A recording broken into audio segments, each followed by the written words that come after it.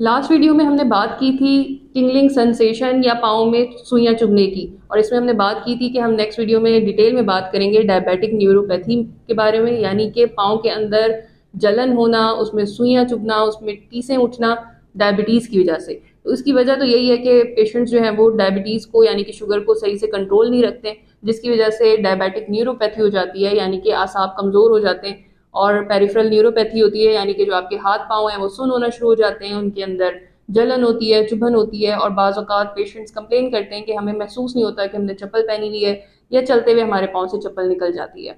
तो इसका इलाज तो ये है कि आपने सबसे पहले अपनी शुगर को कंट्रोल रखना है, उसकी बाकायदा मॉनिटरिंग करनी है। इसके अलावा कुछ पेन की मेडिकेशंस हैं, उनका इस्तेमाल करना है। कुछ ऑइंटमेंट्स हैं, उनको आप यूज़ कर सकते हैं। आप विटामिन B12 और B6 के सप्लीमेंट्स यूज़ कर सकते हैं।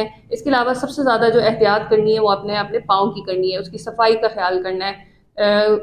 रोज़ाना की बेसिस पे नहीं कर सकते तो हफ्ते में 2-3 दफ़ा ज़रूर अच्छे से अपने पाँव का मुआयना करें, उसे साफ़ रखें, उन्हें खुश्क रखें, और ताकि आप पेरिफेरल न्यूरोपैथी से भी बच सकें और डायबिटिक फुट से भी बच सकें। उम्मीद है ये वीडियो आपके लिए बहुत हेल्पफुल रही होगी।